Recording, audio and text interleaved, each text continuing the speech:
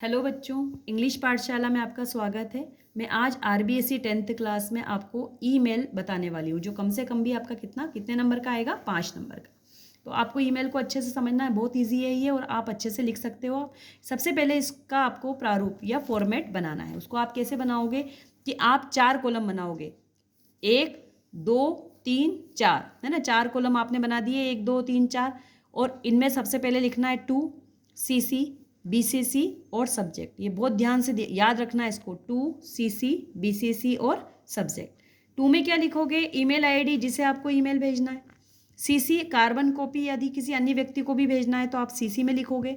BCC दो या अधिक 20-50 को अगर यही आपको ईमेल भेजना है तो उनकी ईमेल आईडी आएगी। यहाँ पे कार्बन कॉपी जिसकी करोगे उसकी ईमेल आईडी आएगी।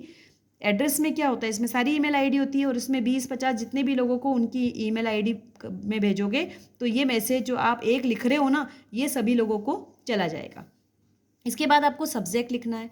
सब्जेक्ट जो भी आप लिखोगे वो आपको क्वेश्चन में दिया हुआ होगा, क्वेश्चन ऊपर देंगे तो अभी मैं आपको एक्सप्लेन भी कर दूंगी इसको कि किस तरह से आप ईमेल बनाएंगे और ईमेल आप लिखेंगे। वो सब्जेक्ट जो होगा आपका एक लाइन से ज़्यादा नहीं होना चाहिए, एक लाइन में ही आप इस सब्जेक्ट को लिखेंगे। अब आप देखिए, इसमें हमें यहाँ तक आपने लिख लिया, ठीक है। आपने 4 कॉलम बनाए हैं, इसमें आपने टू, उसमें इसकी आईडी जिसको आपको ईमेल भेजना है, कार्बन कॉपी अगर किसी अन्य को भेजना है उसकी आईडी, बीसीसी दो या अधिक को भेजना है उसकी ईमेल आईडी, और सब्जेक्ट आप जो है आपके क्वेश्चन में से एक लाइन का जो है सब्जेक्ट वो आप लिख दोगे। इसके बाद आता है आपका मैसेज कंपोजिशन। ये 4 लाइनें खींच के और आप ये जगह को खाली छोड़ोगे। फिर यहाँ पे आपको मैसेज कंपोजिशन है, ये आपको यहाँ पे वो मैसेज तैयार करना है जो आपको ईमेल में भेजना है और जो आपको प्रश्न में दिया हुआ होगा।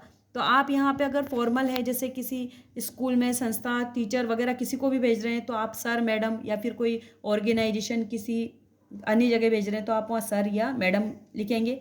इनफॉर्मल है, जैसे my dear uncle, my dear father, my dear mother, sister, कुछ भी आपको लिखना है तो वो आप यहाँ पे उसके स्टार्टिंग में लिखेंगे। फिर बीच में आपने सारा मैसेज लिखा और लास्ट में अगर इनफॉर्मल है तो योर लविंग नेफ्यू, नीस, जो भी सन, डॉटर, वो आ जाएगा और आपका नाम आ जाएगा जो उसमें दिया हो।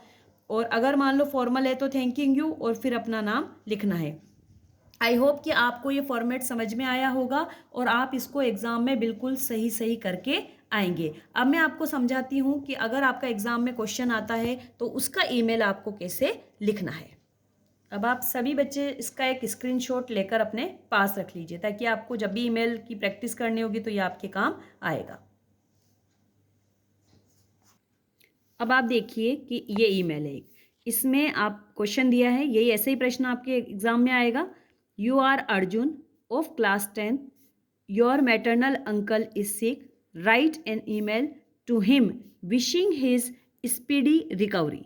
The email address is mahesh@yahoo.com, है ना। अब आपको क्या करना है, जब आपने प्रश्न पढ़ लिया तो आपको इसमें से सबसे पहले लिखेंगे आप टू, जैसे मैंने आपको बताया था। अभी आईडी दी हुई है इसमें, महेश किसको लिखना है आपको? द ईमेल एड्रेस इज, जिसका एड्रेस लिखा हुआ है, ईमेल आईडी दी हुई है, वो आप किस में लिखोगे? टू में। सीसी बीसीसी को आप खाली छोड़ देना। सब्जेक्ट जो है, सब्जेक्ट आप इसमें से इसने क्या कहा है? Write an email to him wishing his speedy recovery, यही हमारा सब्जेक्ट बनेगा। इसमें से ही सेलेक्ट करके हमारा सब्जेक्ट बनेगा। तो हमें क्वेश्चन में से सब्जेक्ट सेलेक्ट करना है।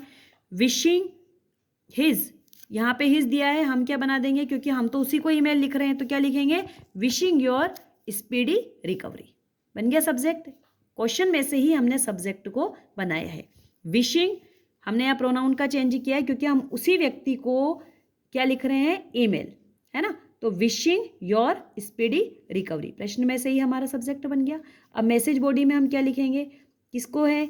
योर मैटरनल अंकल इज सिक, है ना। योर मैटरनल अंकल इज सिक, तो आप यहाँ लिखेंगे माई डियर मैटरनल अंकल, ठीक है। ऊपर का भी लिख दिया हमने। इसके बाद ये लाइन आपको लिखना है, I felt pained when I heard about your sickness. हमें सिंपल सिंपल सेंटेंस बनाना है कि जिसको हम लिख सके और हमें लिखने में, याद करने में कोई दिक्कत ना आए। I felt pained when I heard about your sickness. I prayed to God for your speedy recovery. Speedy recovery ऊपर क्वेश्चन में आया है, उसी को लिख दिया। Uncle, you are a man of determination. You have much courage and patience. हमें 1-2 line तो लिखनी ही पड़ेगी कुछ तो उसमें मैसेज बॉडी में। Doctors are treating you well, you have recovered a lot. बस यहीं तक ये 3 या 4 लाइन में हमारा मैसेज कंप्लीट हो जाता है, जिसमें ऊपर तो हमने अंकल का संबोधन किया है कि माय डियर मैटरनल अंकल। फिर हमने ये बताया कि आपकी बीमारी के बारे में सुनकर हमें दुख हुआ है और हम भगवान से प्रार्थना करते हैं कि आपकी जो रिकवरी है वो स्पीड में जल्दी ही हो जाए।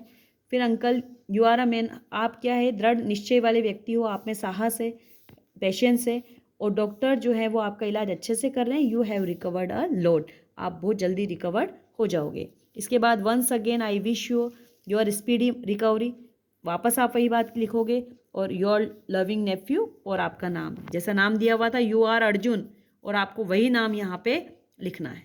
ठीक है, तो यह प्रश्न आया, प्रश्न में से ही हमने किस तरह से ईमेल आईडी निकाल ली, किस तरह से हमने सब्जेक्ट निकाल लिया, किस तरह से हमने मैटरनल अंकल इसी प्रश्न में से लिखा है। ये 3 या 4 लाइन हमें उसकी मैसेज बॉडी में लिखना है, और उसके बाद में हमारा इनफॉर्मल है इसलिए योर लविंग नेफ्यू। अगर इसकी जगह फॉर्मल होता तो आप यहाँ पे तो लिखते डियर सर और मैडम, और यहाँ पे आपका जो मैसेज बॉडी होती क्वेश्चन के अकॉर्डिंग लिखते, और यहाँ पे आप क्या लिखते योर सिंसियरली, और जो भी आपको लिखना है मतलब योर सिंसियरली या काइंडली या थैंकिंग यू, इस तरह से आपको इस अपनी बात को कंप्लीट करना है।